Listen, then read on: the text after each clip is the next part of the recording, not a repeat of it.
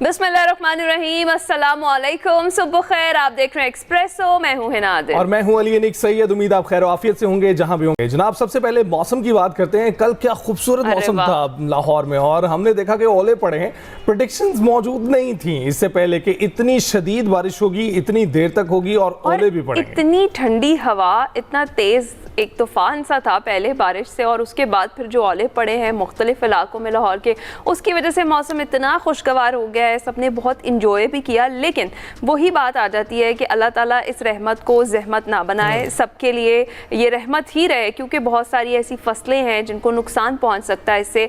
गो के मौसम में इससे तब्दीली आई है, दर्जा हरारत बहुत ज़्यादा हो गया था, और ऐसे में एक ठंडी हवा का झोंका था। ये सब कुछ जिस तरह से हुआ, और पूरा दिन मौसम बड़ा खुशगवार रहा, पूरी रात बड़ा खुशगवार रहा। सुबह भी, अब धूप है लेकिन इतनी शिद्दत की धूप नहीं है। अभी भी आज भी इतना ज़्यादा हाई टेम्परेचर जो है वो नहीं बताया जा रहा है। देखा है कल बिलबोर्ड भी गिरा है इसकी वजह से, लेकिन एहतियात कीजिए, इस मौसम में बहुत ज़रूरी है, घरों से बाहर मत निकलें, लेकिन इसे इंजॉय करना भी मत भूलें, क्योंकि we don't live in a perfect world. आपको कुछ ना कुछ अच्छा और कुछ ना कुछ बुरा जरूर और जिस तरह से हम यहाँ पर इस मौसम को इंजॉय करें, कराची में जो दर्जा हरारत है उसकी शिद्दत बहुत ज़्यादा है, और उससे जो एक नुकसान हो रहा है, हम इंसान तो सफ़र कर ही रहे हैं, जो कुर्बानी के जानवर पहले से लोग ले आए हैं। कुछ लोग कराची में, ये ट्रेंड भी है, आपके घरों की छतों पर अपने जानवर को पूरा साल पालते हैं, तो वो जानवर मर रहे हैं गर्मी की शिद्दत से। खुदारा अगर आप कुर्बानी से पहले जानवर ले आते हैं तो उनका ख्याल भी इस तरीके से कीजिए। डेफिनेटली मौसम हमारे बस की बात नहीं है, लेकिन उनके लिए कोई वाटर कूलर्स, कोई पानी का ज़्यादा इंतज़ाम करें, पंखे लगाएं, ताकि उनको जो शिद्दत है गर्मी की वो उस तरीके से महसूस ना हो, क्योंकि कुर्बानी के जानवर का एहतराम और उसे मोहब्बत भी हम पर फ़र्ज़ है, उसका ख्याल करना भी हमारे लिए ज़रूरी है उनके लिए, और उनके लिए छत भी ज़रूरी है। ज़रूर उसका एहतमाम कीजिए। अब आगे बढ़ते हैं। तमाम नज़रें इस वक्त बीजिंग पर हैं, और आप जानते ही हैं कि अमरीकी सदर इस वक्त 2 रोज़ा दौरे पर हैं। गुज़श्ता रोज़ बीजिंग पहुंचे वो। बीजिंग आमद पर नायब चीनी सदर ने उनका इस्तकबाल किया। रेड कारपेट इस्तकबाल था, और ट्रंप के साथ उनके बेटे एरिक ट्रंप, उनकी बहू लारा ट्रंप, टेस्ला के बानी इलॉन मस्क और एनवीडिया के बानी जेनसन हुआंग भी शरीक हुए थे। सदर ट्रंप का ग्रेट हॉल ऑफ पीपल के बाहर चीनी सदर ने इस्तकबाल किया। अमरीकी सदर डोनाल्ड ट्रंप और चीनी सदर शी जिनपिंग ने एक दूसरे से मुसाफा भी किया, और अमरीकी सदर को गार्ड ऑफ ऑनर पेश किया गया। ये मनाजिर भी हम देख सकते हैं, बड़े ज़बरदस्त मनाजिर है, जिस तरह से रेड कार्पेट इस्तकबाल हुआ और मुसाफा किया गया, गार्ड ऑफ ऑनर दिया गया। और चीनी मीडिया के अकॉर्डिंग जो दोनों ममालिक हैं उनमें बात क्या होनी है, तिजारत, टैरिफ और ईरान के तनाज़े समेत दीगर जो अहम उमूर हैं उन पर बातचीत मुतवक्के है। ये देखिए ना कि कैसी बॉडी लैंग्वेज है इस वक्त, जहां आप दूर बैठे हुए आपको लगता है कि बहुत जो है सर्द हैं एक दूसरे के लिए, लेकिन अब बर्फ पिघलती हुई नजर आ रही है। एक तरफ आप देखते हैं कि टैरिफ अप्लाई किए जा रहे हैं, 150% टैरिफ लगा देंगे, 135% टैरिफ लगा देंगे, ऐसी बातें हो रही होती हैं। फिर रेयर अर्थ मिनरल्स पर पाबंदी लगा देता है चाइना। तो आप देखिए कि दोनों के ताल्लुकात जो हैं वो कशीदा थे, तिजारत को लेकर और बहुत सारी बातों को लेकर। चाइना ये क्लेम करता रहा है कि हमारे इर्द गिर्द शिकंजा अमरीका जो है वो सख्त कर रहा है, लेकिन इस वक्त जो आप मनाजिर देख रहे हैं उससे ये बात आया है कि अमरीकी सदर खुद चलकर चाइना पहुंचे हैं, और वहां पर उनका और जिस तरह से बताया जा रहा है कि किन किन मामलात पर बात होनी है, तो ईरान अमेरिका तनाज़े का हल भी कहीं ना कहीं यहीं से निकलता हुआ हमें दिखाई दे रहा है, क्योंकि स्ट्रेट ऑफ हॉर्मुज़ वाला जो मामला है उससे हर कोई सफ़र कर रहा है, और ख़ास तौर पर चाइना भी उससे मुतासर हो रहा है। हर जो मुल्क है उसके लिए अपनी शिपमेंट्स जो हैं वो मंगवाना मुश्किल हो रहा है, तो इसका जो हल है वो भी यहीं से निकलने वाला है इंशाल्लाह। और पाकिस्तान डेफिनेटली जो सालिस का किरदार है वो अदा करता रहेगा इस सारी सिचुएशन के अंदर। इसी पर हमने बात करनी है जनाब। बात करने के लिए हमें ज्वाइन कर चुके हैं हामिद अल मशरकी साहब, माहिर हैं बैनुल अक़वामी उमूर के। अस्सलाम वालेकुम Hamid Sahab, good morning, how are you?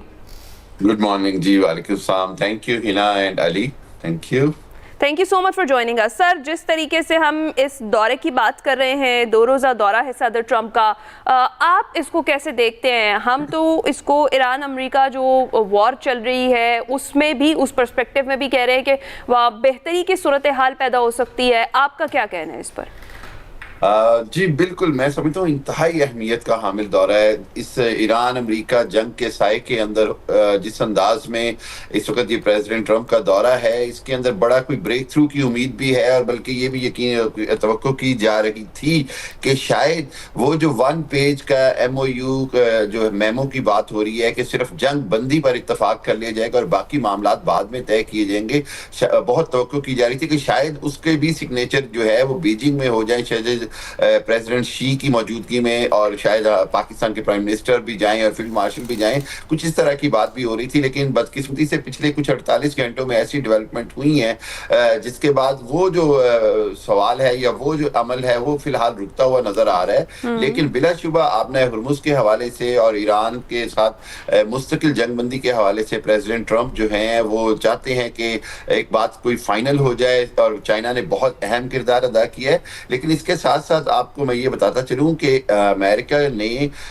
बहुत ज्यादा इस दौरे के ऊपर कंसंट्रेट किया हुआ था। उसकी वजह ये कि चाइना का ना सिर्फ अमेरिका के साथ जो बिजनेस और टैरिफ के मामलात हैं, उसके अलावा जो ताइवान का मसला है, जहां पर एशिया पैसिफिक सी के ऊपर जो क्वाड की जो कॉम्बिनेशन है जिसके तहत चाइना को कॉर्नर करने की बात की जाती थी, अब अमेरिका का रवैया उससे बदलता नजर आ रहा है। अमेरिका जो है वो अब चाइना को खुली तौर पर एक सुपर पावर तस्लीम करता हुआ नजर आ रहा है, और उसके नतीजे में अब दो आलमी ताकतों के दरमियान ये मुज़ाकरात होते नजर आ रहे हैं। और मैं समझता हूँ कि दुनिया के बहुत सारे जो मसाइल हैं फ्यूचर के, उसके हवाले से अब एक बार दुनिया फिर कसीरुल जहती ताकत के अंदाज में आगे बढ़ रही है, जिसको आप मल्टीपोलर वर्ल्ड कहते हैं। उसका फायदा ये होता है कि बहुत सारे मामला दुनिया के, जिस तरह के कश्मीर का मसला है, फलस्तीन का मसला है, फिर उसके बाद वेनेजुएला है, फिर उसके बाद अफ्रीका है, फिर उसके बाद ताइवान है, ये सारे मसाइल जो हैं उसके अंदर बैलेंस ऑफ पावर के लिए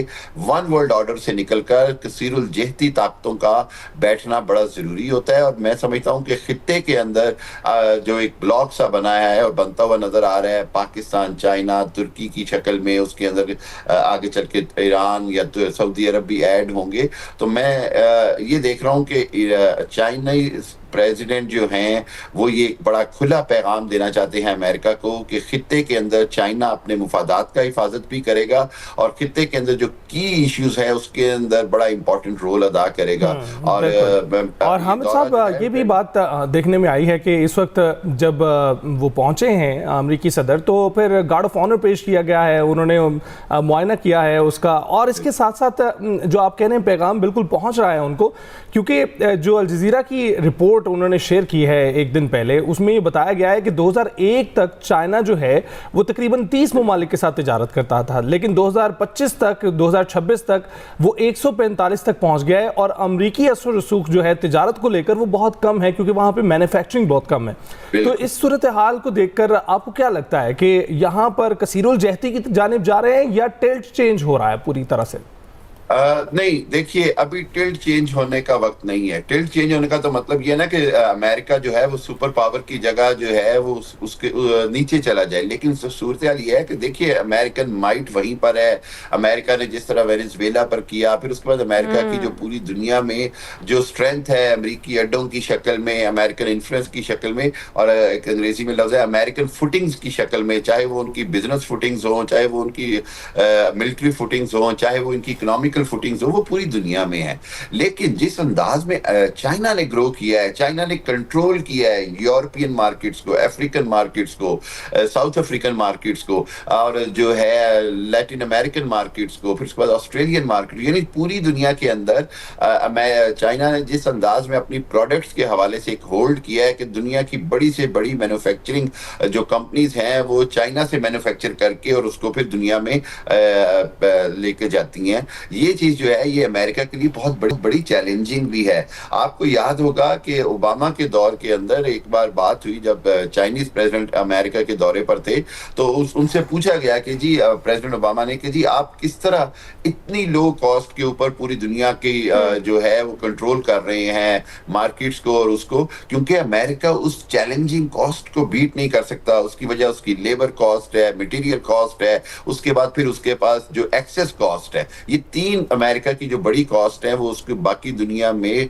मुकाबला करने के तवाज़ुन रखने से मुश्किल में डाल रही है। अच्छा हामिद साहब, सदर ओबामा का आपने जिक्र किया, उनकी बात कर लेते हैं। उनका जो हालिया तनाज़ा चल रहा है उसके ऊपर एक बयान सामने आया है। वो ये कहते हैं कि उन्होंने एक भी फायर किए बगैर ये ईरान का जो मामला था वो खुश उसलूबी से अंजाम दिया था, और उन्होंने कहा कि हमने लोग कत्ल किए और ना ही स्ट्रेट ऑफ हॉर्मुज़ को बंद किया। तो ट्रंप की शुरू करदा जंग के अहदाफ भी उन्हें नहीं मिले और उन्होंने शदीद तनकीद भी की थी सदर ओबामा के ऊपर, सदर ट्रंप ने।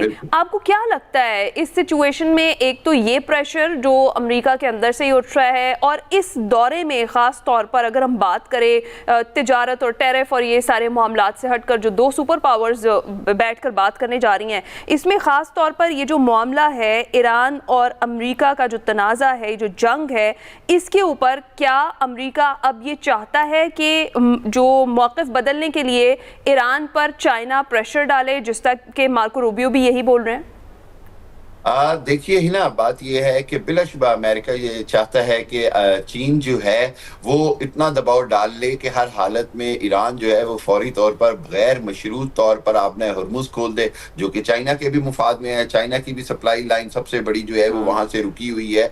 लेकिन देखने की बात यह है कि कितनी हकीकत पसंदाना तौर पर वो प्रेशर होगा, क्योंकि ईरान की तरफ से एक बात बड़ी क्लियर है कि वो हर हालत में चाहता है कि गारंटी किया जाए ईरान को चाइना की तरफ से कि अमेरिका दोबारा हमला नहीं करेगा, या यूरेनियम की जो अफसूदगी के हवाले से जो ईरान पर दबाव है उसमें चीन जो है वो ईरान का साथ देगा। ये वो दो पॉइंट है जिसके ऊपर मैं समझता हूं कि अमेरिका को पहले चाइना को गारंटी एश्योर करना होगी कि दोबारा हमला नहीं होगा, और दूसरी बात ये कि जो यूरेनियम का मामला है उसके ऊपर वो अमेरिका अपनी लचक दिखाएगा, और उसके बाद वो ईरान पर मुआशी पाबंदियों की बात है, ईरान के जंगी खसारे की बात है, फिर उस पर आपने हरमुज़ खोलने के मैकेनिज्म पे बात है कि क्या उसके ऊपर कोई टैरिफ या टैक्स लगेगा या नहीं, जो कि चाइना भी नहीं चाहता कि टैरिफ या टैक्स लगे। और अभी आपने ओबामा की बात की, तो ओबामा इसलिए इस बात को अपनी कामयाबी गिनते हैं कि उन्होंने JCPOA का जो एग्रीमेंट किया था, जिसके तहत IAEA की जो एजेंसीज थी एटॉमिक एनर्जीज की,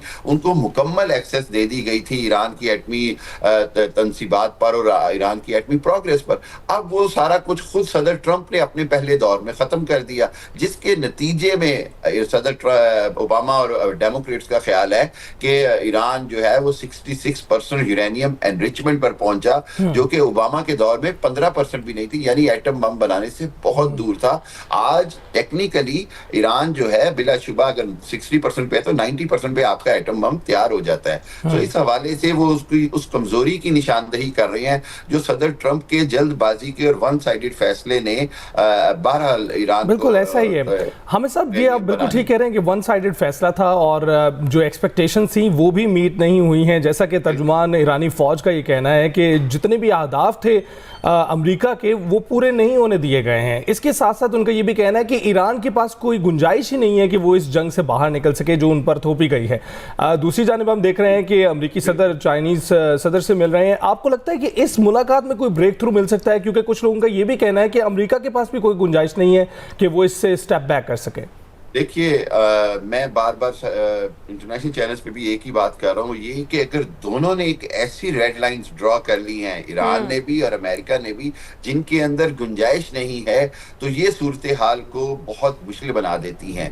कहीं पर भी ऐसी रेड लाइंस या डेड लाइंस जो होती हैं वो मुज़ाकरात की कामयाबी के इम्कान को मादूम कर देती हैं, और यही सूरत हाल अभी हो रही है। दूसरी जानिब अगर हम इस सूरत हाल में देखें तो पूरी दुनिया के अंदर मुआशी दबाव आया हुआ है। खुद अमेरिका के अंदर इंटरनली आपने भी जिक्र किया, इंतहा से ज्यादा दबाव है, पॉलिटिकली भी और इकोनॉमिकली भी। और तीसरी बात यह है कि खुद चाइना के अंदर भी ये बात महसूस की जा रही है कि हर हालत में मुज़ाकरात को कहीं ना कहीं कामयाब करवा कर जंग बंदी को मुस्तकिल जंग बंदी करानी है। लेकिन इस सारी सूरत हाल के अंदर हम मेन स्पॉइलर फैक्टर भूल जाते हैं, और वो है इसराइल का स्पॉइलर फैक्टर, जो कभी पाकिस्तान पर भोंडे इल्जामात धरने की शक्ल में आ रहा है, कभी वो UAE के अंदर अड्डे बनाने की और कंट्रोल एंड सेंटर की शक्ल में आ रहा है, कभी वो ईरान के ऊपर जंग दोबारा से शुरू करने की बात, कभी लबनान पर हमला करना। यानी इसराइल का जो यहूदी लॉबी का एक तो अमली तौर पर जंग दोबारा शुरू करने की कोशिश, दूसरा ये कि जो अमेरिकन लॉबी,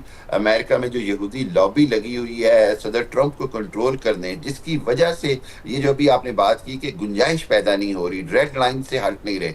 क्योंकि एक बात पक्की है, वो ये है कि ईरान बड़ा कन्विंसिंगली ये समझता है और उसने दिखाया है कि उसने अमेरिका को इस जंग में इतना टफ टाइम दिया है कि वो ये समझता है कि अगर अमेरिका तो हमें सब फिर गुंजाइश निकलेगी कैसे? दोनों ने एक रेड लाइन ड्रॉ की है जिसके अंदर जो सदर है अमेरिकी सदर, उनकी रेड लाइन जिसके हवाले से जेडी वेंस कहते हैं कि वो बहुत सिंपल है, वो चाहते हैं कि ऐसे इकदाम हों कि जौहरी हथियारात जो है वो नहीं बनाए जाएं, और जबकि ईरान के लिए ये बका की जंग है और अब इस पॉइंट पर आके पीछे हटना तो उनके लिए भी ख़तरनाक भी है और वो उनके लिए एक्सेप्टेबल भी नहीं है। जो दोनों ममालिक हैं, दोनों फरीक़ैन हैं इस जंग में, उन्होंने अपनी अपनी आवाम को जवाबदेह भी होना है कि इस जंग से क्या मिला। तो विन विन जो सिचुएशन है या पोजीशन है उस पर वो आएंगे कैसे?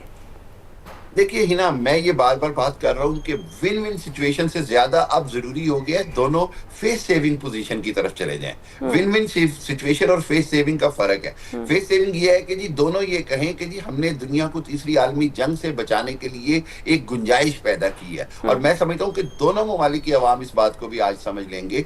और उसको कैसे पैदा किया जाए उसके अंदर बड़ा क्लियर है कि जी जो ईरान ने कहा कि यूरेनियम को वो डाइल्यूट कर देगा और 60% से नीचे ले जाएगा 3% तक, बजाय इसके कि वो किसी और को दे 60% से उसको नीचे 3% तक ले जाएगा। मेरा ख्याल है कि ये वो मुतालबा था जो अमेरिका अमान मुज़ाकरात में जंग शुरू होने से एक दिन पहले तक कर रहा था। सो अमेरिका का वो मुतालबा माना जाएगा। दूसरी जानिब अमेरिका का ये मुतालबा था कि जी आपने हुर्मुज़ खोली जाए, तो वो ईरान ने कहा जी कि आपने हुर्मुज़ खोलते हैं, लेकिन उसके ऊपर ये है कि या तो मुझे कोई 5-10 साल के लिए टैक्स लेने दिया जाए या मुझ पर पाबंदियां खत्म करके 100-150 अरब डॉलर की मुझे सपोर्ट दी जाए, जिसके नतीजे में मैं वॉर जो जंग के बाद मेरे तबाही हुई है उसको दोबारा से रिहेबिलिटेट कर सकूं, उसको दोबारा नुकसान का खमियाजा जो है या नुकसान को पूरा किया जा सके। मैं ये समझता हूं कि यहाँ पर दोनों के पास गुंजाइश है, यानी कि ईरान जो है वो आपने हुर्मुज़ खोले और उसको ये बड़ा वाज़ेह तौर पर गारंटी जो है वो बहरहाल चाइना जैसी बड़ी ताकतों को देनी होगी, रशिया जैसी बड़ी ताकतों को देनी होगी, और वो ये गारंटी तभी दे सकते हैं जब इसराइल और अमेरिका मुश्तरका तौर पर इन ताकतों को गारंटी दें कि दोबारा हमला नहीं होगा।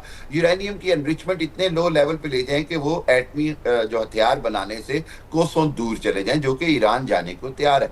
सो अब ये एक गुंजाइश निकलती है, लेकिन ये कहा जाए कि ईरान अपने यूरेनियम हवाले कर देगा, ये पॉसिबल नहीं। लेकिन वहीं पर अगर यूरेनियम नीचे कर दी जाए, उसकी डाइल्यूट कर दिया जाए, तो मेरा ख्याल है दोनों ममालिक को फेस सेविंग भी मिलती है और विन विन सिचुएशन भी मिलती है। बिल्कुल ठीक है, बहुत बहुत शुक्रिया आमिर साहब गुफ्तगू करने के लिए। और बिल्कुल जो एक्सपोर्ट्स हैं उसके मुताबिक तो चाइना 3.59 ट्रिलियन पर है और अमेरिका 1.9 ट्रिलियन पर है। उसके मुताबिक ये मुलाकात जो है बड़ी सिग्निफिकेंट है कि एक जानिब ईरान अमेरिका जंग चल रही है, एक्सपोर्ट्स कम है अमेरिका की, और अमेरिकी सदर खुद चलकर चाइना पहुंचे हैं मुलाकात करने के लिए। तो देखिए इसका नतीजा क्या निकलता है। ब्रेक के बाद हाजिर हूं।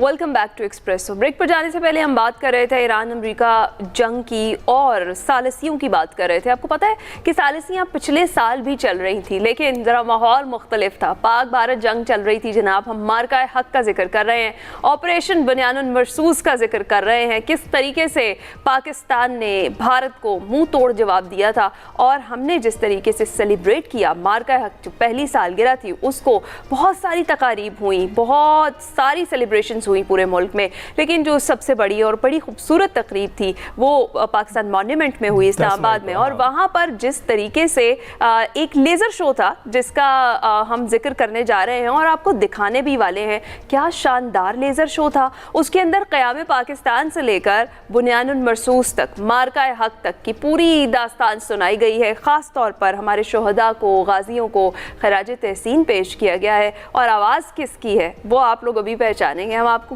विजुअल्स भी दिखाते हैं और सुनवाते भी हैं। जनाब किस कदर रेवोल्यूशनरी है ये एआई टेक्नोलॉजी, और इसके ज़रिए जो स्टोरी टेलिंग है वो बिल्कुल एंटायरली चेंज हो गई है। आप देखें पाकिस्तान मोनूमेंट पर किस खूबसूरती से दिखाया गया है। यानी जो लोग वहाँ पर लाइव इसको देख रहे होंगे इस शो को, मनाजिर इस तरह से हैं कि दिल गरमा देते हैं, आपका खून जो है वो जो गरमा देते हैं। लेकिन हुआ ये था कि थोड़ा सा मौसम की सूरत हाल ऐसी थी, तो लाइव ये इस तरीके से नहीं विटनेस किया लोगों ने। हम आपको दिखा रहे हैं जिस तरह से। और ज़िया मोहिउद्दीन साहब की आवाज़, बिल्कुल हमने याद ताज़ा हो गई उनकी। और क्या याद ताज़ा हो गई। और ये भी हम कहेंगे कि किस तरह के एआई के करिश्मे हैं, किस तरीके से ये दास्तान गोई उन्हीं की ज़बानी हम सुन रहे हैं पूरे खूबसूरत तरीके से, उन्हीं की आवाज़ में। तो ये जनाब पाकिस्तान की कहानी है, जिस तरीके से पाकिस्तान ने आज तक का अपना सफ़र तय किया और ख़ास तौर पर वो मकाम पाया जो पाकिस्तान जिसका हकदार है, ख़ास तौर पर पिछले साल से लेकर अब तक 2025 से 2026 मई तक जो पाकिस्तान ने अपना किरदार निभाया है, जो नया पाकिस्तान बनकर उभरा है, वो हम सबके लिए एक फ़ख्र का लम्हा है डेफिनेटली। और उस वक्त से अभी तक बात करना भी मुश्किल हो रही है। एक तो ज़िया मोहिउद्दीन साहब की जो ऑडियो है, उन्होंने एक जो है ताकत इसको बख्शी है। उसके साथ साथ जो है जब ये बयान की जाती है जो हमारी स्टोरी है, जो हमारी हकीकत है, हमने कहाँ से शुरू किया, कितनी स्ट्रगल्स के जरिए हम यहाँ तक पहुँचे हैं और इस मकाम तक पहुँचे हैं कि आज दुनिया एतराफ़ कर रही है हमारी वजूद को, हमारी कोशिशों को, हमारी काविशों को अमन कायम करने के लिए जो मीडिएशन हम कर रहे हैं उसको। तो ये एक नाकाबिले फरामोश चीज़ है जिसको बार बार याद भी करवाना चाहिए हमारे आवाम को, क्योंकि ये याद दहानी कराना इसलिए ज़रूरी है। लोगों की जो याददाश्त है ना वो बहुत कम है, तो याद करवाने के लिए जो लेज़र शो था वो आपके साथ शेयर किया। अभी हम ब्रेक पर जाएंगे।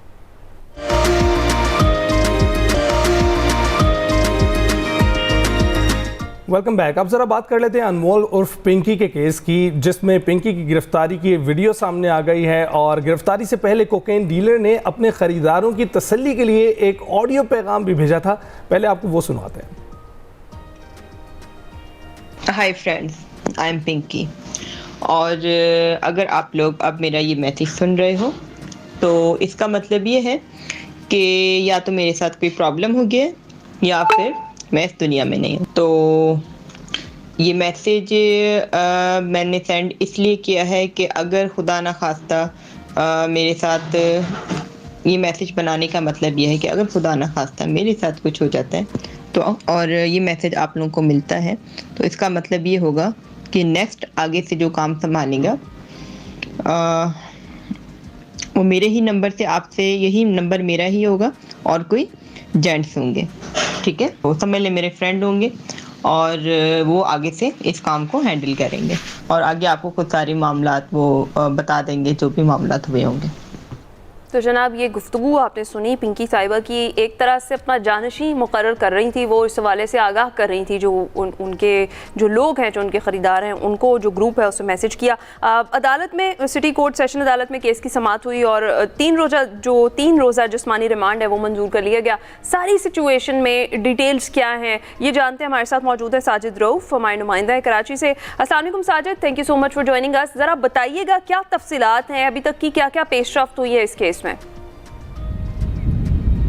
वालेकुम सलाम। देखिए, गुज़श्ता रोज़ पुलिस की जानिब से दोबारा जो कुकिंग क्वीन है अनमोल जो पिंकी है, उनको दोबारा जो है वो उनका अदालत से रुजू किया गया और 3 रोज़ा उनका जिस्मानी रिमांड हासिल किया गया। मजबूरी तौर पर जो है उनके खिलाफ 3 मुकदमात जो पुलिस ने अभी हालिया दर्ज किए हैं, जो कि 2 गार्डन थाने में और एक तीसरा मुकदमा जो है वो बगदादी थाने में, और बगदादी थाने में जो मुकदमा दर्ज किया गया है वो एक जो शख्स है उसके कत्ल का मुकदमा दर्ज किया गया है। अब पुलिस ने इन तीनों मुकदमात में जो है वो इनका रिमांड हासिल किया। उसके बाद जो है अब जेल से कल जो है पुलिस अपनी कस्टडी में भी ले लिया था और फौरी तौर पर जो है इन्हें बगदादी थाने मुंतकिल किया गया था, जहाँ इनसे जो है तफ्तीश की गई और फिर रात गए जो है वो बताया जाता है कि खातून को जो थे मुलजमा थी उनको वुमेन जेल वुमेन थाने मुंतकिल कर दिया गया। आज सुबह फिर पुलिस दोबारा इनसे तहकीकात का आगाज करेगी। बुनियादी तौर पर तो ये 3 मुकदमात है। अगर हम माजी के मुकदमात देखे जाए तो वो तो काफी सारे हैं जो कि डिफेंस ऑक्सिलरी में दर्ज किए गए 2021 और 2022 में। 10 से ज्यादा मुकदमात ऐसे हैं जिन पर इनसे जो है तफ्तीश की जाएगी और 3 हालिया मुकदमात जो है वो इस पर जो दर्ज की जाएगी। इस सारे सूरत हाल में अगर हम बात करें तो पुलिस की जानिब से कुछ छोटी छोटी गलतियां जरूर हुई हैं, जो शुबह है कि यकीन है कि जो वो इन्वेस्टिगेशन जब इसकी आगाज होगी तो पुलिस अपनी खामियों पर, गलतियों पर पर्दा जरूर डालेगी। जैसे कि पुलिस की जानिब से ये दावा किया गया था कि जो पिंकी है उनको एक जो गार्डन के इलाके एक फ्लैट से गिरफ्तार किया गया था, लेकिन बाद में पता चला कि वो फ्लैट जो एक गुटखा फरोश, मावा फरोश का निकला है। पुलिस की जानिब से इस तरह के जो है वो काम किया गया। अब उस पर यह देखना है कि पुलिस इस पे क्या जवाब देती है, अदालत को किस तरह मुतमईन करती है कि जो गिरफ्तारी है वो उसी फ्लैट से जो है मुमकिन हुई है। लेकिन जब हमने कल उस फ्लैट का दौरा किया था तो हमें जो वहाँ के मकीन थे उन्होंने भी इस बात की हमें तो यकीन दहानी कराई थी कि पिंकी जो है इस फ्लैट में मुकीम नहीं थी। यहाँ पर 8 साल से जो है वो किराएदार रहते हैं और किराएदारों का कहना है कि उन्होंने कभी भी जो है वो पिंकी को नहीं देखा। लेकिन जब हमने इसकी बारीक बीनी से तफ्तीश की तो मालूम हुआ है कि ये जो फ्लैट था वो एक गार्डन के इलाके में एक गुटखा मावा सप्लाई करता है मोहम्मद रिजवान, उसकी मिल्कियत है। और बताया जाता है कि गार्डन पुलिस के उसके मरासिम से ताल्लुकात थे। गठजोड़ के बाद जो है ये सारा फैसला हुआ और ये ड्रामेटाइज किया गया है। उसको पिंकी की जो गिरफ्तारी है वो उस फ्लैट से दिखाई गई। इस तरह के छोटे छोटे जो फ्लॉज जो है वो हमने जरूर देखे। इसी तरह एक और फ्लॉज ये भी हुआ कि जो पुलिस ने बगदादी थाने के अंदर जो एक शहरी के कत्ल का मुकदमा दर्ज किया, वो बेसिकली शहरी नहीं, वो बल्कि एक नशे शख्स था जो कि नशे का आदी था और नशे की ज्यादती के बायस उसकी मौत वाकई हुई थी। लेकिन पुलिस ने उस वाकये का मुकदमा एक शहरी की मुद्दत में दर्ज किया। अब एक तो उस जो नशे था उसकी अब तक शनाख्त ही नहीं हो सकी। अब तक शनाख्त नहीं हो सकी तो कत्ल का मुकदमा कैसे दर्ज हो गया? ये बहुत सारी चीजें थी इसमें। अब पुलिस, अब हमें ऐसा लगता है कि पुलिस जो अनमोल पिंकी की जो गिरफ्तारी है उस पर जो है बौखलाहट का शिकार हो गई और बौखलाहट में पुलिस की जानिब से कुछ ऐसे इकदाम किए गए जो कि तफ्तीश में उनके लिए जो है मुश्किलात पैदा खड़े कर सकते हैं। बिल्कुल साजिद, आप सही कह रहे हैं। कुछ कवर अप स्टोरीज भी हो सकती हैं, कुछ मेड अप स्टोरीज भी हो सकती हैं इसमें। उसी के हवाले से तहकीकात इस वक्त जारी हैं और कोर्ट में पेशियां जारी हैं। अच्छा, ये बताइएगा, ये जो ऑडियो लीक्स अभी बार बार सामने आ रही हैं उसमें जो अनमोल है वो ये कहती हुई सुनाई देती हैं कि यही नंबर से दोबारा रब्ता किया जाएगा, तो क्या इस पर भी कोई इन्वेस्टिगेशन हो रही है कि नंबर से किन किन को रब्ता किया जाता रहा है?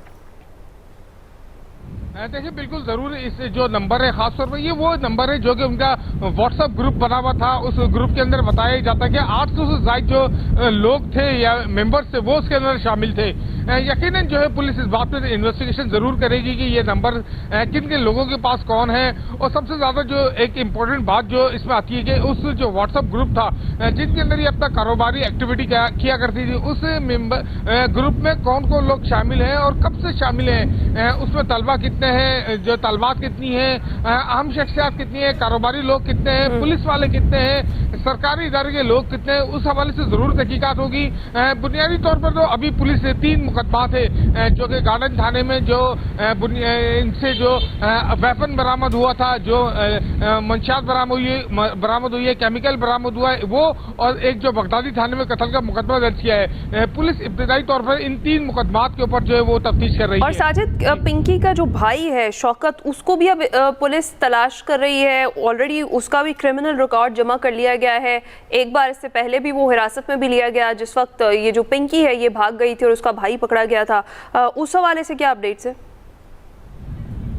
देखिए, बिल्कुल ये जो बहुत सारी ऐसी बातें हैं जो कि हम सामने नहीं कर सकते, लेकिन इस तरह के वाकयात हैं। इनके भाई भी हैं, इनके साथी भी हैं और इनके जो राइडर हैं जिनके जरिए ये मंशात सप्लाई करती थी, उसमें फीमेल राइडर का भी जिक्र आ रहा है। देखिए, अब पुलिस की जानिब से जो है वो घेरा तंग कर दिया गया है। मुख्तलिफ मकामात पर जो है पुलिस की टीमें इस वक्त जो है छापामार कार्रवाइयाँ कर रही हैं। कई कार्रवाइयाँ कई जो छापे मारे भी जा रहे हैं, लेकिन अब तक कोई गिरफ्तारी तो अमल में नहीं आई। लेकिन हमें इस बात का यकीन है कि पुलिस जरूर जो है इनके साथियों और खासतौर पर इनका जो भाई है बताया जाता है ये पहले भी गिरफ्तार हो चुका है और लेकिन वो जमानत पर रहा हो गया था। उस केस के अंदर पिंकी जो थी वो मौके से फरार हो गई थी।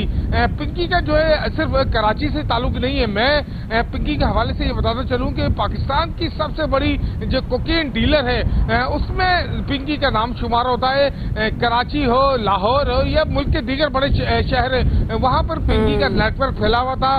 कई लोग जो है वो पिंकी से जो है वो व्हाट्सएप के जरिए जो है वो कोकेन और दीगर जो मौलिक नशा है वो हासिल किया करते थे। जी बिल्कुल साजिद, बहुत बहुत शुक्रिया हमें अपडेट करने के लिए। और बिल्कुल ठीक कह रहे हैं, एक नेटवर्क पूरे का पूरा मौजूद है जिसकी इन्वेस्टिगेशन इस वक्त जारी है, और नेटवर्क में ना सिर्फ उनके अपने साथी मौजूद हैं बल्कि खरीदार भी मौजूद हैं, उस पर भी बहुत तफ्तीश है कि इतना बड़ा मूवी का सीन नहीं लगता किस तरह से रिसीव करनी है और किस तरह पैसे देने हैं। और ऐसी सूरत हाल तो हमने कहीं और देखी भी नहीं है, जहाँ पर हम सिर्फ मूवीज में ही देखते हैं कि जी एस्कोबार ने ये कर दिया वो कर दिया, यहाँ पर तो कोकेन क्वीन हमें मिल गई। इमेजिन करें जिस तरह ये कुछ तफसीलात सामने है कि राइडर लेकर आया है, वो किसी एक पत्थर के नीचे कहीं रख जाता है, फिर इन्फॉर्म किया जाता है खरीदार को कि उस पत्थर के नीचे से वो उठा ले, और फिर पैसे कहीं और रखने का या पे करने का कुछ कहा जाता है। मतलब डेफिनेटली ये straight out of the movie. और देखें ना कि सिर्फ यही नहीं है कि सिर्फ उसको पहुंचाना कैसे, उसको बनाना कैसे है, ये तशवीशनाक बात है कि आप YouTube वीडियोस देखें, आप इंटरनेट पर सर्च करें और फिर ये बनाने लग जाएं।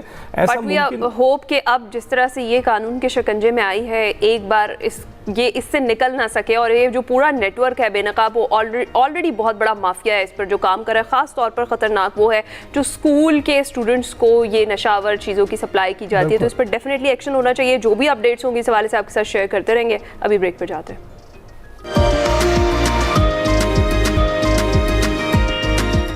Welcome back. जब हालात इतने बदल जाएं कि रिश्ते भी पहचान से दूर लगने लगे तो कहानी सिर्फ जज्बात की नहीं रहती बल्कि इम्तिहान बन जाती है। और अब ऐसी ही एक कहानी एक नाजुक और इंटेंस मोड़ पर है। ड्रामा सीरियल ए दुश्मने जां में ये ड्रामा अब अपनी कहानी के एक ऐसे मरहले में दाखिल हो चुका है जहां जज्बात, रिश्ते और आजमाइशें एक दूसरे से टकराती नजर आती हैं। हाल ही के वाकयात के बाद कहानी का तनाव वाज़े तौर पर बढ़ चुका है, जहां एक तरफ जिंदगी और मौत की कशमकश है और दूसरी तरफ माजी के फैसले और इल्जामात अब खुलकर सामने आने लगे हैं। खानदान के अंदर बढ़ती हुई बेचैनी, बदलते हुए रवैये इस बात का इशारा दे रहे हैं कि हर किरदार एक बड़े इम्तिहान से गुजरने वाला है। माली दबाव और अंदरूनी इख्तलाफात हालात को और भी पेचीदा बना रहे हैं। समी खान, हिना अल्ताफ और बाकी किरदारों की लाजवाब अदाकारी इस जज्बाती कशमकश को और भी गहरा बना देती है। जिम्मेदारियों और ताल्लुकात के दरमियान तवाज़ुन बरकरार रखना दिन ब दिन मुश्किल होता जा रहा है। क्या ये रिश्ते इस दबाव को सह पाएंगे या टूट कर बिखर जाएंगे? क्या सच सामने आकर सब कुछ बदल देगा या कहानी और भी उलझती चली जाएगी?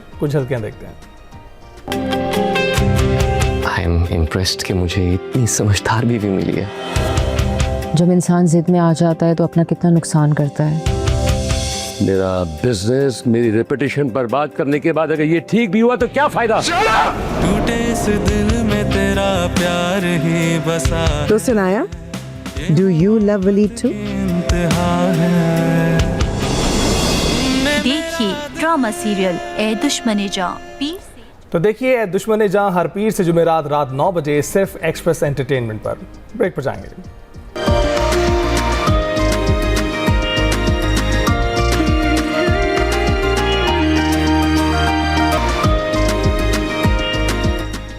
Welcome back to Expresso. Program का दूसरा घंटा है, दूसरा हिस्सा शुरू हो चुका है। इस घंटे में भी आपके साथ शेयर करने के लिए, डिस्कस करने के लिए बहुत कुछ है। हमने आपसे वादा किया था कि मंडियों का एक चक्कर आपका ज़रूर लगवाया करेंगे कि हाल अहवाल क्या है मवेशी मंडियों का, वहाँ भी आपको लेकर जाएंगे। एक्सप्रेसो टैलेंट से भी आपकी मुलाकात करवाएंगे। लेकिन टॉप ऑफ द आवर शामिल करते हैं अपना सेगमेंट एक्सप्रेसो किताब, और देखते हैं कि आज किस किताब के हवाले से बात हो रही है।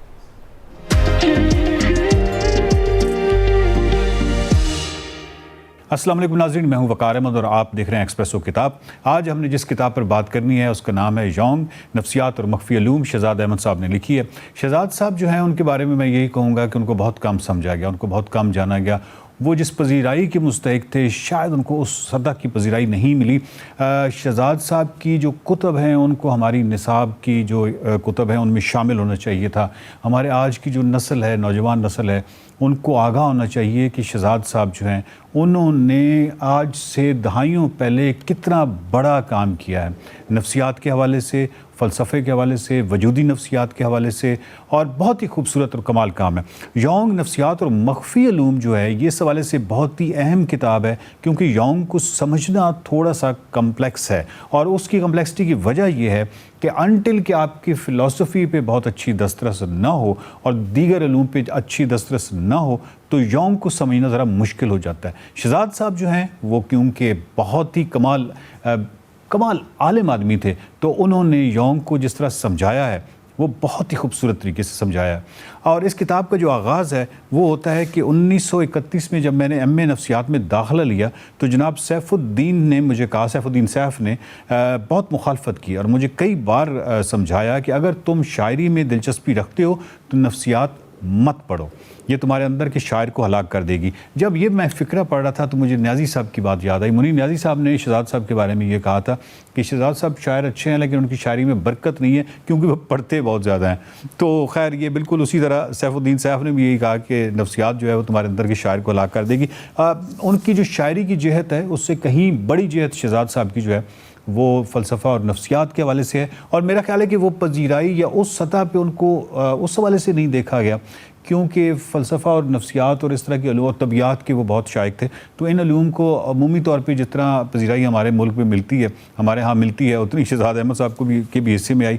शहजाद साहब जो हैं उन्होंने कहा है कि इस किताब को लिखने के हवाले से उसका एक पस मंज़र बताते हुए कि ये मुझे याद नहीं है कि मैंने यौम की किताब जदीद इंसान रूह की तलाश में किसके कहने पर पढ़ी थी, मगर इस किताब ने मुझे बेहद मुतासिर किया और यकीन का एक दरवाज़ा मेरे अंदर खुल गया। एक बार फिर मुझे ज़िंदगी बामानी महसूस होने लगी। मज़हब में मेरी दिलचस्पी बढ़ गई और फ़लसफ़ियाना मुबाहिस में खोया हुआ सुकून मुझे किसी हद तक नफ्सियात और ख़ुसूसन यौम की वजह से वापस मिला। अब ये जो बात कर रहे हैं ये बहुत अहम है कि नहीं, अगर आप भी किसी जगह पे मकसदियत की कमी पाएँ और आपकी ज़िंदगी जो है वो उस तरह बामानी ना हो या तशकीक की वजह से एक ख़ास किस्म की आप उलझन का शिकार हों, और यौम के यहाँ इतनी ताकत है कि वो बहुत ही खूबसूरती से आपकी ज़िंदगी को दोबारा बामानी बना सकते हैं।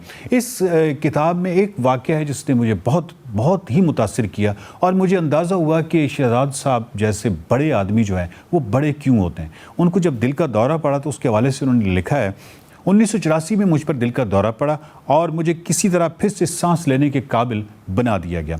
कोई 1 बरस ज़िंदगी और मौत की कश्मकश में गुजरा। मेरी बीमारी की नौइयत ऐसी थी कि इससे जान बर होना मुश्किल था, मगर मुझे किसी एक लम्हे के लिए भी ये महसूस न हुआ कि मैं किसी बड़े ख़तरे से दो चार हूँ। जब मैं बोलता नहीं था तो ज़हनी तौर पर कुछ ना कुछ लिखता रहता था। फिर मेरे डॉक्टर ने मुझे इजाज़त दे दी और अगरचे मैं चल फिर नहीं सकता था लेकिन अगर चाहूँ तो थोड़ा बहुत लिखने पढ़ने का काम कर सकता हूँ। अब ये बात नोट कीजिएगा कि मैंने कुछ 4 हफ्ते में किताब लिखी, साइंसी इनकलाब यकीन से इम्कान तक, और आधी से ज़्यादा ज़हन इंसानी का यातियाती पस मंज़र मुकम्मल की। ये किताब अब ज़हन इंसानी हदूद और इम्कानात के नाम से शाया शुदा है। अब आप इमेजिन कीजिए कि शहजाद साहब की ये जो दोनों कुतब हैं ये बहुत बड़ी किताबें हैं। इसमें से वो कह रहे हैं कि दिल का दौरा पड़ने के बाद जब डॉक्टर ने उनको थोड़ी सी इजाज़त दी तो उन्होंने क्या बड़ी किताबें लिखी, और ये दोनों इनमें से एक किताब जो है वो 4 हफ्ते में मुकम्मल हुई और आधी से ज़्यादा जो है वो दूसरी किताब। और दोनों किताबें जो हैं वो जब आप पढ़ते हैं तो आप इस बात के कायल हो जाते हैं कि शहजाद साहब किस कदर वसी और मुताला शख्स थे। तो यौम के हवाले से भी कोई बंदा भी जब यौम पे लिखेगा तो उसका वसी और मुताला होना बहुत ज़्यादा ज़रूरी है, क्योंकि फ़लसफ़े में और इस तरह की जो बहुत सारे उलूम होते हैं उनके लिंकेजेस आपको इस्टेब्लिश करने होते हैं, और वो लिंकेजेस उस वक्त तक नहीं हो सकते जब तक एक ब्रॉडर पिक्चर आपके सामने ना हो, एक बड़ी तस्वीर आप सामने ना रखते हो। एक जगह लिखते हैं कि आजकल शायरी और साइंस का मुताला मेरे 2 महबूब काम हैं। जब मैं परेशान होता हूँ या डिप्रेशन का शिकार होता हूँ तो फ़िज़िक्स पढ़ता हूँ। इसे पढ़ते हुए मुझे वैसा ही लुत्फ़ आता है जैसा अच्छा शायरी पढ़ने में लुत्फ़ आता है।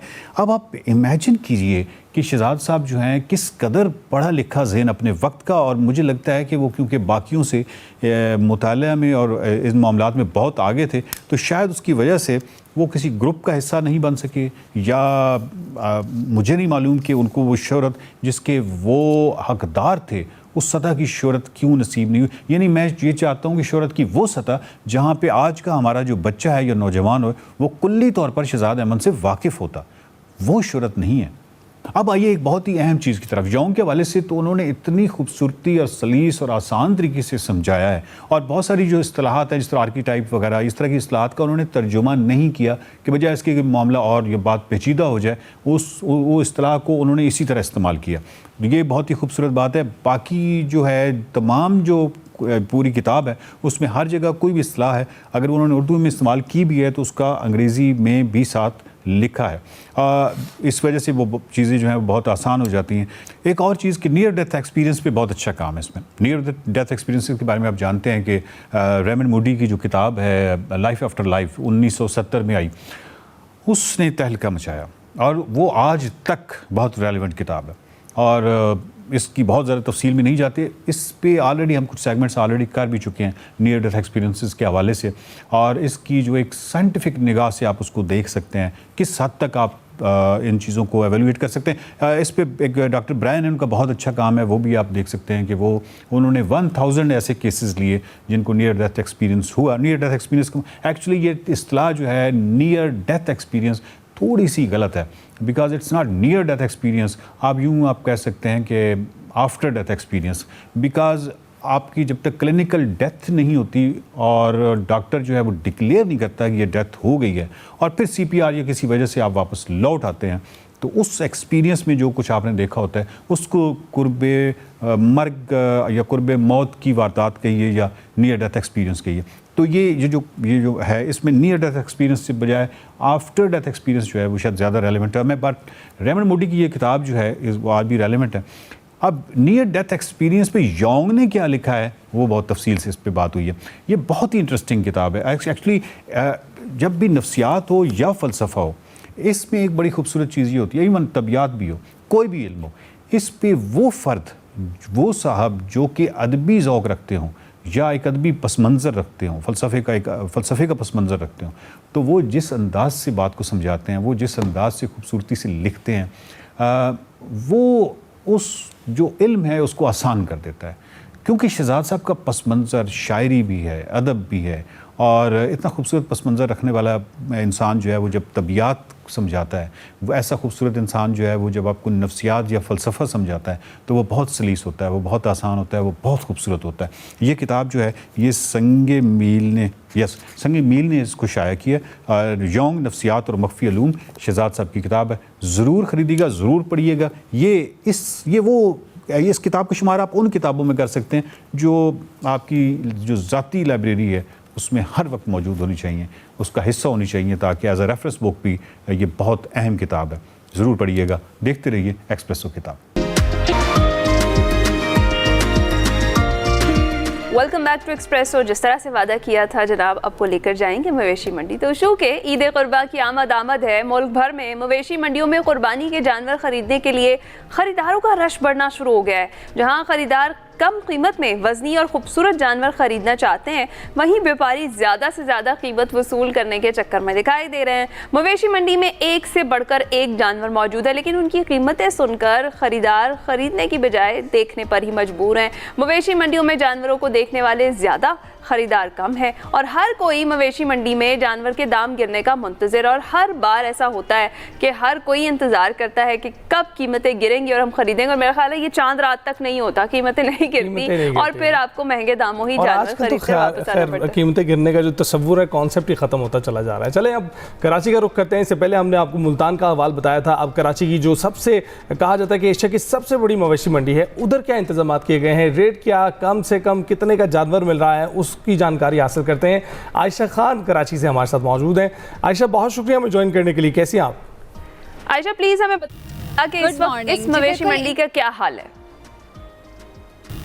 गुड मॉर्निंग जी। बिल्कुल ईद उल अज़हा की आमद है। मुल्क भर की तरह कराची की मवेशी मंडियों में भी रौनकें उरूज पर पहुंच गई हैं। हर तरफ भाव ताव का सिलसिला जारी है। बहस व तकरार जो है वो व्यापारी और ख़रीदार के दरमियान भी हम यहाँ देख रहे हैं। इस वक्त मैं कराची की सबसे बड़ी मवेशी मंडी यानी नॉर्दर्न बाईपास पर कायम जो है मरकज़ी मवेशी मंडी में मौजूद हूँ, जहाँ पर तकरीबन 12 ब्लॉक्स हैं और ये पूरी मंडी 1100 एकड़ पर मुश्तमिल है। और इसमें VIP ब्लॉक्स भी हैं और हर किस्म के ब्लॉक्स हैं जहाँ पर मुख्तलिफ जो है रंगो नस्ल के जानवर मौजूद हैं। इस वक्त भी मैं एक VIP ब्लॉक पे मौजूद हूँ कैटल फार्म के, और यहाँ पर भी जो है खूबसूरत रंगो नस्ल के जानवर मौजूद मौजूद हैं, जिसमें गाय, बैल भी मौजूद हैं और सामने वाले रो में जो है बकरे हैं।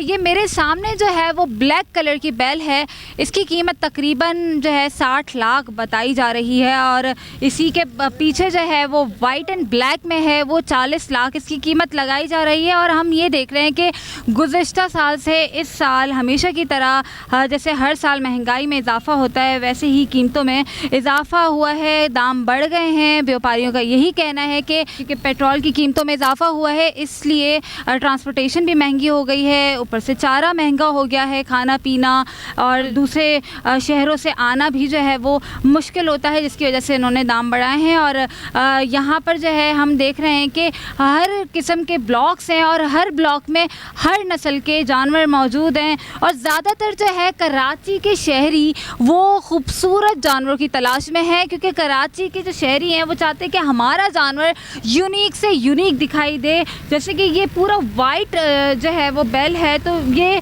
बहुत ज़्यादा तवज्जो का मरकज़ इस वक्त बना हुआ है और जो शहर कायद की आवाम है वो इनको खूबसूरत बनाने के लिए जो है वो हार सिंगार भी करते हैं और जैसे ही कोई ख़रीदार इनको लेके जाएगा तो उसके लिए जो है ये सामने बिल्कुल एक शॉप है जिसमें इनके जो बनाव सिंगार की जो चीज़ें हैं, जैसे कि हार हो गया, मोरे हो गए और पायल है, इस किस्म की चीज़ें यहाँ पर मिल रही हैं जो कि जानवर को पहना के ये घर ले जाते हैं। और अगर मैं इस मंडी की खुसूसन बात करूँ तो इसमें भी लाखों की तादाद में जानवर मौजूद हैं और तकरीबन 1,40,000 जानवर जो है वो लाए जा चुके हैं इस वक्त तक। और यहाँ पर मुख्तलिफ रंग के खेमे भी मौजूद हैं और उस खेमों में अलग अलग नाम से जो है वो मशहूर हैं।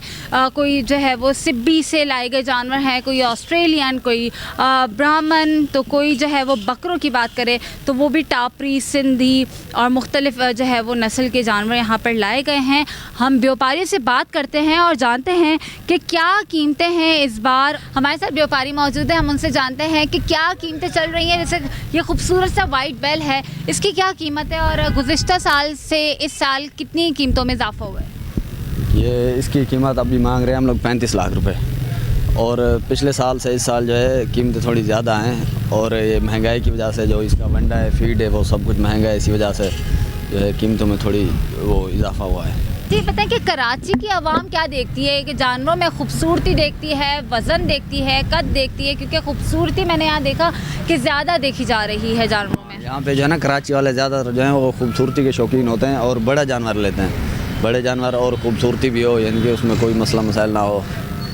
क्या कह क्या रहे हैं यहाँ पर जो ख़रीदार आ रहे हैं, उनकी क्या डिमांड्स है, क्या पूछते हैं?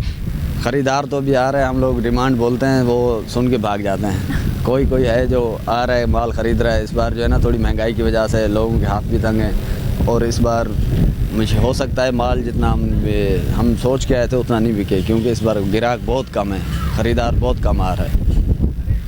व्यापारी का यही कहना है कि जो हमने एक्सपेक्टेशंस थी कि जानवर जो है फ़ौरन फ़रोख्त हो जाएंगे, लेकिन कीमतें सुन के जो है वो शहरी भाग जाते हैं। मतलब ये सूरत हाल है कराची की मरकज़ी मवेशी मंडी की। और हम इसी तरह दूसरे व्यापारी से भी बात करते हैं और उनसे भी जानते हैं कि क्या उनके तासुरात हैं और क्या कहते हैं शहर कायद की आवाम। महबूब कॉलोनी से बकरे आए हुए हैं नादरा बाईपास पे, कराची शहर में हम बेचने आए हैं। इन्हों को दूध और मक्खन सब खिलाया हुआ है।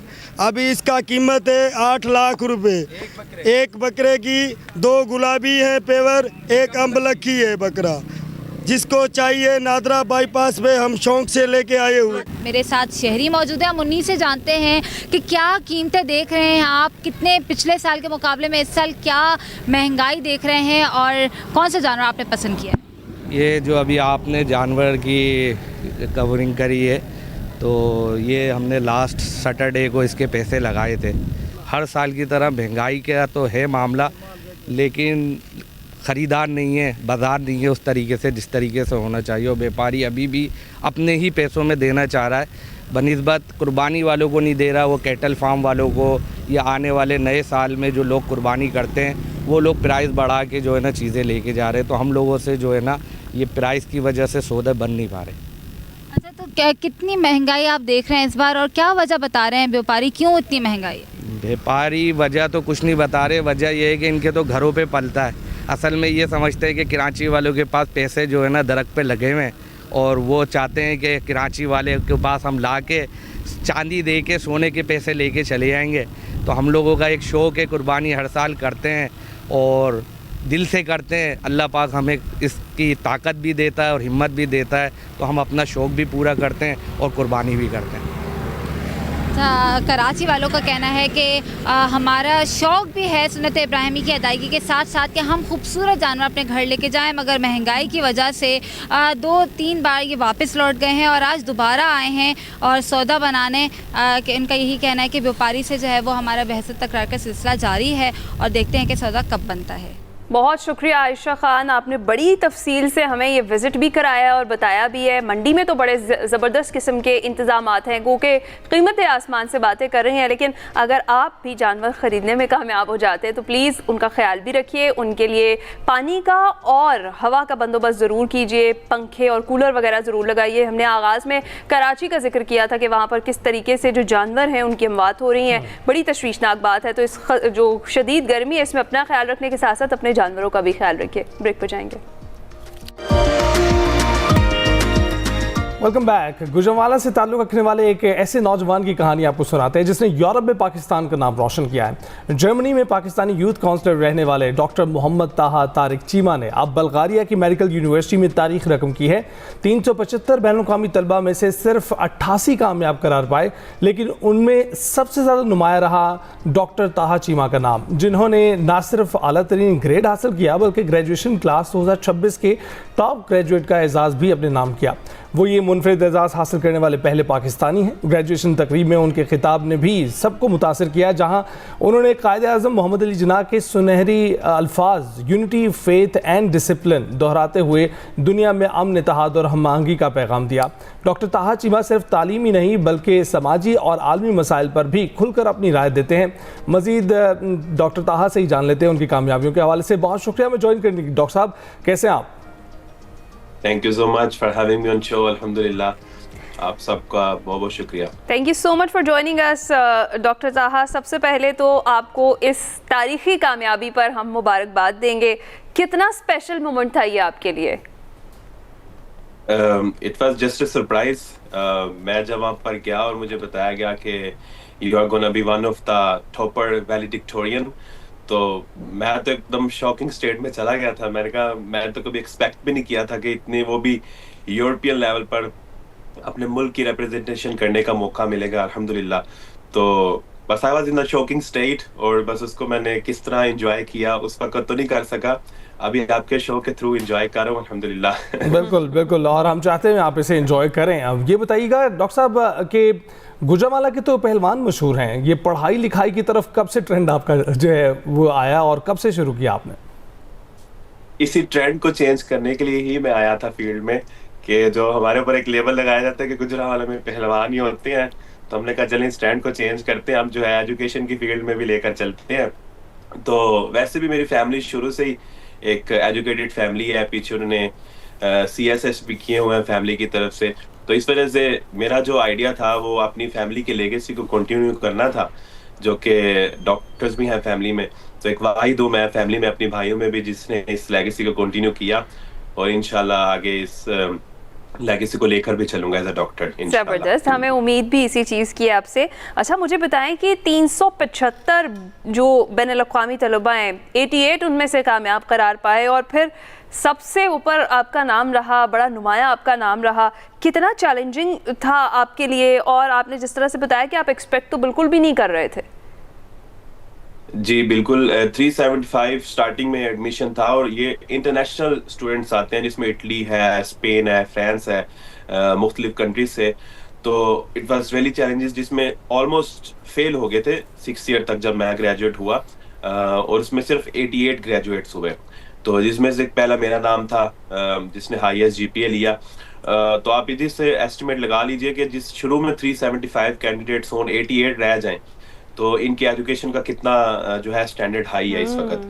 तो it was of course very challenges, लेकिन वो इकबाल का शेर है ना, दश्त तो दश्त दरिया में भी घोड़े भगा दी हमने, दौड़ा दिए घोड़े हमने। हाँ, बिल्कुल बिल्कुल तो आप इस वजह से- ऑलमोस्ट पहुंच गए थे।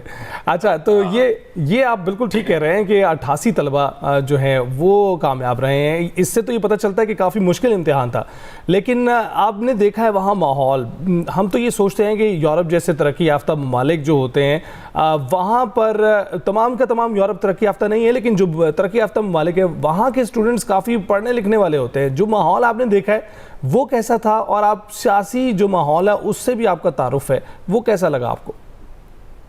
वो इकबाल का एक शेर है, खीरा ना कर सका मुझे जलवाए दानिश व फिरंग, सुरमा है मेरी आंख का मदीना और नजफ। तो आई थिंक माहौल जिस तरह मर्जी हो, जब तक आप खुद को चेंज नहीं ना करते, माहौल आपको चेंज नहीं कर सकता। तो इकबाल की एग्जांपल हमारे सामने है। मैं इकबाल का बहुत बड़ा फॉलोअर हूँ, और वो जर्मनी में जहाँ पर मैं रहता हूँ उन्होंने वहां से तालीम हासिल की है। तो इकबाल तो हमारे सामने बड़ी मिसाल है कि आप खुद जब तक चेंज नहीं करेंगे, इनकी जो यूरोपियन की वैल्यूज है एजुकेशन की, वो जबरदस्त है। मैं हमेशा अपने स्टूडेंट्स को रिकमेंड करता हूँ कि इकबाल जब यहाँ पर आके पढ़ सकता है तो हम क्यों ना आकर पढ़े। अरे वाह। जब हम इधर से पढ़ के जाएंगे, पाकिस्तान जाएंगे, हमें अच्छी पोजीशन दी जाएंगी। और मेरी ऑफ कोर्स एक ड्रीम भी है यहाँ से पढ़ के पाकिस्तान जाना, अपने मुल्क को सर्व करना, जिस तरह मैं अभी कर रहा हूँ। और सोशल मीडिया पे तो अक्सर मैं अपने नौजवानों के पैगाम देता रहता हूँ। जितनी हमारी जेनजी कम्युनिटी है, उसके बाद जनरेशन अल्फा है, वो मुझे सुनते हैं और काफी मैसेजेस मिलते हैं कि जिस तरह आप नौजवानों को मोटिवेट कर रहे हैं ना, आगे करते रहे। और यही मेरा असल काम है कि अगर मैंने ये इस तरह ये अचीवमेंट हासिल किया तो इसको अपने मुल्क के नाम कर दूं। राइट, बड़ी अच्छी और पॉजिटिव सोच है आपकी ताहा। जिस तरीके से आपने कहा कि आप मोटिवेट हुए भी हैं और मोटिवेट तो आप कर भी रहे हैं, आपके सोशल मीडिया पे माशाल्लाह ज़बरदस्त किस्म की आपकी फॉलोइंग है और वहाँ पर भी आप बड़े एक्टिव दिखाई देते हैं। समाजी और फलाही बहुत सारे ऐसे टॉपिक्स हैं जिन पर बात भी करते हैं आप और उन पर काम भी आप करते हैं। तो इस तरफ टिल्ट कब से हुआ, और दूसरा ये कि इतनी मुश्किल पढ़ाई के साथ साथ सोशल मीडिया मैनेज कैसे कर लेते हैं? हाँ, ये क्वेश्चन जो है मुझे अक्सर कहा जाता है। इसका मैं इसी तरह आंसर दूंगा कि जब आप दीन के साथ जुड़ते हैं तो अल्लाह और उसका रसूल जो आपको इज्जतों से नवाजता है। That's the conclusion actually. मुझे एक्चुअली अपनी उम्मत मुसलमान के लिए काम करने का बहुत शौक है। आप अगर सोशल मीडिया पर देखेंगे भी, मेरे मोस्टली इश्यूज जो है उम्मत मुसलमान के जो मसाइल चल रहे होते हैं वो होते हैं। तो मुझे एक बुजुर्ग थे पाकिस्तान में, मैं पाकिस्तान इतना आता नहीं हूँ, एक दफ़ा बस गया था, लाहौर के बुजुर्ग हैं, उनका बहुत बड़ा जनाजा भी हुआ था। उन्होंने मुझे बताया था कि फ़लस्तीन के लिए कुछ करें ना आप। तो मैंने कहा ज़रूर, जब तक रही जहाँ मैं जान तो इंशाल्लाह कुछ ना कुछ ज़रूर करके जाऊँगा। तो जब आपने भी जिक्र किया, मैं काउंसलर बना, मैं पहला पाकिस्तानी इलेक्टेड काउंसलर बना, यूथ काउंसलर। तो उसमें मुझे इतनी ज्यादा मेजोरिटी में वोट्स मिले। तो अल्हम्दुलिल्लाह हमारा इधर जो है एक पावर है, हमारी वॉइस को सुना जाता है। हम जो बात मुसलमानों के लिए करते हैं, जैसे पिछले दिनों पाकिस्तान को कुछ लेबल लगाए जा रहे थे हमारे जो है हमसाय मुल्क की तरफ से, तो हमने वहां पर खड़े हो के इटली के सेंटर में पाकिस्तान जिंदाबाद के नारे लगवाए, पाकिस्तान आर्मी के नारे लगवाए। तो इस वजह से हमारी तो जान भी अपने मुल्क के लिए हाजिर है। डॉक्टर ताहा, आप जैसे लोग जो नौजवान लोग हैं उन्हीं की वजह से हमारा जो है मुस्तकबिल सेफ हैंड्स में है। साथ साथ हमें ये भी दिखाई दे रहा है कि जो हमसाया मुल्क ने इल्ज़ामात लगाए, जो टाइटल हमें दिए, ना हमने घास डाली ना दुनिया ने घास डाली उसको, तो उससे परेशान होने की तो ज़रूरत नहीं है। अच्छा, लेकिन जो हमें तशवीश है वो ये है कि आप डॉक्टर भी रहे, आप दयारे गैर में वक्त भी गुजार रहे हैं, अकेले मौजूद हैं वहाँ पर, और उसके साथ साथ आप सोशल मीडिया को चला रहे हैं, तो वक्त की तो बहुत किल्लत नज़र आती है इन तमाम चीज़ों के लिए। वो कैसे मैनेज करते हैं? देखें, आपको तो मैनेज करना होगा ना सोशल मीडिया साथ साथ, क्योंकि जब आप कुछ चेंज लाना चाहते हैं ना, ऑफ कोर्स आपको अपना सब कुछ देना पड़ता है। तो इसकी मिसाल रसूलुल्लाह सल्लल्लाहु अलैहि वसल्लम की हमारे सामने है कि किस तरह वो जो है तिजारत भी करते थे, फिर जो है अपने जो एजुकेशन भी स्टूडेंट्स को देते थे। इवन के मैं देखूं जो हमारी सहाबियां थी, सुभान अल्लाह, वो सर्जरीज तक पढ़ाया करती थी। तो उन्होंने बड़े बड़े मार्के मारे हुए अपने मैदान में। तो जब वो सर्जरीज तक पढ़ाया करती थी, मदीना की एडमिनिस्ट्रेटिव की पहली सर्विस की जो एक खातून थी। तो ये चीजें मुझे मोटिवेट करती हैं कि जब वो उस जमाने में रहकर, जहाँ पर इतनी फैसिलिटीज भी नहीं थी, खुद को दुनिया में मनवा सकते हैं, तो आपको अपना मनवाने के लिए दोनों चीजों को बैलेंस करना होगा। चाहे आप अंदरूनी तौर पर इंटरनल आप खुद को कमजोर फील करें, लेकिन आउटर आपको जो है इस कम्युनिटी के लिए, अपने लोगों के लिए इस चीज को मैनेज करना होगा। समटाइम्स मैं थक जाता हूँ सोशल मीडिया से भी, पढ़ाई से भी, लेकिन फिर कहता हूँ नहीं यार, थकना नहीं है, आगे कुछ करके दिखाना है। अच्छा, तो ताहा इतनी पॉजिटिविटी लानी कहाँ से है, ये तो बताएं ना। हमारी यूथ बड़ी टैलेंटेड है लेकिन मायूस बड़ी जल्दी हो जाती है। तो ऐसे जो कामयाबियां हैं, ये जो मकाम है जिस तरह से आपने अचीव किया है, ये इतने आराम से तो नहीं मिलता। स्ट्रगल्स तो सबको करनी पड़ती हैं। तो हमारी यूथ को, हमारे उन नौजवानों को जो जल्दी मायूस हो जाते हैं, जो हालात से थक कर परेशान होकर बैठ जाते हैं, कोई पैगाम है उनके लिए आपका? ऑफ कोर्स, शायद मेरा पैगाम थोड़ा को लोगों को अच्छा भी ना लगे, लेकिन हमारे मुल्क में अगर आप ये देखें ना कि जो बड़े डांसर्स हैं उनको अगर आप बड़े बड़े अवार्ड दें अपनी असेंबलीज में बुलाकर, अपने पास बुलाकर, तो यूथ तो हमारी मायूस होगी ना। अब पाकिस्तान में इतना इतना डायमंड मौजूद है कि जिसको देखा नहीं जाता, जिसको नजरअंदाज कर दिया जाता है, उसकी बजाय उन लोगों को सामने लाया जाता है जो कि जिन्होंने कभी मुल्क के लिए कुछ किया नहीं होता। तो ये चीज हमारे यंगस्टर्स को सबसे ज्यादा मायूस करती है। फॉर एग्जांपल मैं अपनी देता हूँ, मैं गवर्नमेंट ऑफ पाकिस्तान से चाहूंगा कि अभी कुछ दिनों पहले कुछ पाकिस्तान में नौजवानों ने मेडिकल फील्ड में टॉप हासिल किया, उन लोगों को बुलाएं। आप जो है उन इन्फ्लुएंसर्स को बुलाते हैं जो गाने सब करते हैं, उनका आपको कोई फायदा नहीं होगा, लेकिन ये जब चिराग जलेंगे ना तो रोशनी होगी।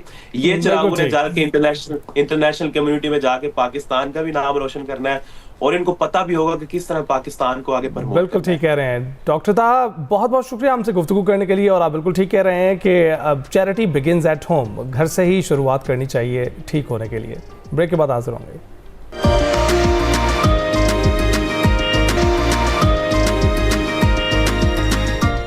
Welcome back. अच्छा, अच्छी बात यह है कि हमारे मुल्क में चारों मौसम हैं और इन मौसमों की तब्दीली की वजह से जो सबसे पहला जो हमें अंदेशा होता है वो बीमार होने का होता है। तो उससे बचने के लिए ज़रूरी ये है कि आप अपनी फ़िटनेस का ख्याल रखें। और बहुत अरसा हो गया था फ़िटनेस के मुतालिक कोई बात नहीं की थी। एक्सरसाइज करना बहुत ज़रूरी है, अपने जिस्म को मुतहरिक रखना बहुत ज़रूरी है। तो हमारे फ़िटनेस एक्सपर्ट हैं फैसल महमूद, उनसे जानते हैं कि आज वो हमें फ़िट रहने की कौन सी टिप्स दे रहे हैं। Over to you Faisal. Thank you very much guys. तो आज के सेशन में हम कवर करने जा रहे हैं वो कॉमन मिस्टेक जो अपने रेगुलर वर्कआउट में कर रहे होते हैं। ये सेशन उन लोगों के लिए भी ज़रूरी है जो रेगुलर ट्रेनिंग भी करते हैं, उनकी डाइट की इंटेक भी ठीक है, उनकी वाटर इंटेक भी ठीक है, उनका स्लीपिंग साइकिल भी सही है और इसके बावजूद उनको जो है डिज़ायर रिजल्ट नहीं मिल रहे होते। वो कॉमन मिस्टेक, फॉर एग्जांपल, वो मिस्टेक क्या हो सकती है कि जब हमारा टारगेट मसल बाइसेप है, अगर हम इसको प्रॉपर रेंज ऑफ मोशन में परफॉर्म नहीं कर रहे और सारा जो प्रेशर है वो सेकेंडरी मसल पे जा रहा है, तो फिर भी आपको इसके बाइसेप के डिजायर्ड रिजल्ट नहीं मिलेंगे। या उसका रेंज ऑफ मोशन या करेक्ट एंगल परफॉर्म नहीं हो रहा, तब भी डिजायर्ड रिजल्ट नहीं मिलेंगे। एग्जाम्पल के लिए कुछ आपको करके भी दिखाते हैं कि क्या हम मिस्टेक करते हैं जिसकी वजह से हमारा मसल बिल्डिंग में वो रिजल्ट नहीं मिलता जो हम जितना एफर्ट हम डाल रहे होते हैं। तो सबसे पहले आपको डंबल और हमारे पास वेटेड बार भी है, तो दोनों से करके दिखाते हैं। ये सबसे पहले हम जो मिस्टेक करते हैं, कुछ लोग ट्रेन करते हैं वो बाइसेप को ये लिफ्ट करते हैं, सही है। अब ये क्या हो रहा है, ये सारा प्रेशर जो है हमारा बैक पे, लोअर बैक पे शिफ्ट हो रहा है। तो हमें जब लिफ्ट करना है बाइसेप के ट्रेन करने के लिए, तो हमने इसको लिफ्ट अपने बाजू के जोर से करना है, ना कि लोअर बैक के ऊपर प्रेशर डाल के करना है। ये देखिए दोबारा से, ये हो गया हमारा रॉन्ग एंगल, राइट। तो हम करेंगे इसको करेक्ट, बिल्कुल लिफ्ट करेंगे हम आर्म के जोर से, सारा प्रेशर जाएगा बाइसेप के ऊपर। 3 4 5। सेकंड मिस्टेक हम क्या करते हैं, जब हम बाइसेप की ट्रेनिंग कर रहे हैं तो हम जो एल्बो है वो इसको बाहर नहीं निकालेंगे ताकि जो प्रेशर है वो हमारा सेकेंडरी मसल पे भी ना शिफ्ट हो। ये नहीं, ये देखिए, ये नहीं, ये 1 2 3। इसी तरह आप डंबल के साथ भी आप एक दफा देखें, जब डंबल हम करेंगे तो ये नहीं करेंगे, ये नहीं करेंगे, चिन नो। 1 2 3 4 5। अभी हमारा सारा प्रेशर लोअर बैक की बजाय बाइसेप के ऊपर आ रहा है, तो इसलिए हमारा प्रॉपर मसल जो है वो टारगेट में रहेगा। फिर हमारा एक सेकंड मिस्टेक ट्राइसेप के एंगल के लिए, अब ये देखिए कुछ लोग क्या करते हैं, ये 1, इसको आपने रखना है यहां, हेड डाउन, हेड अप, 1 2 3। अब कुछ लोग क्या करते हैं, वो ये करते हैं, ये भी रॉन्ग एंगल है। तो आप जब आप ये करेंगे, आप हेड के साथ 1 स्ट्रेच पूरा, 3 4 5, तो हमारा ये ट्राइसेप का मसल हिट होगा। तो ये वो कॉमन मिस्टेक है जो हम करते हैं। तो उम्मीद है कि आपको इससे जरूर कुछ ना कुछ फायदा मिलेगा। अल्लाह हाफिज। Thank you so much Faisal, और आई होप कि जितनी इजी एक्सरसाइजेस और टिप्स जो हैं फैसल ने दी हैं उस पर आप लोग अमल भी करेंगे और इससे फ़ायदा भी उठाएंगे, क्योंकि डेफिनेटली वही बात है कि आपने अपनी सेहत का ख्याल खुद से रखना है और फिट रहने के लिए हम तो आपके लिए इतना ही कर सकते हैं। आपकी मुलाकात फैसल से करवा देते हैं, टिप्स ले देते हैं, एक्सरसाइजेस सिखा देते हैं, उन पर अमल भी आपने खुद करना है और उनको यूज़ करते हुए अपनी हेल्थ को, फिटनेस को बेहतर बनाना है। इसी के साथ ही हम आपसे चाहेंगे इजाज़त, मुलाकात होगी कल। अपना ख्याल रखिएगा, फीडबैक ज़रूर दीजिएगा। अल्लाह हाफ़िज़।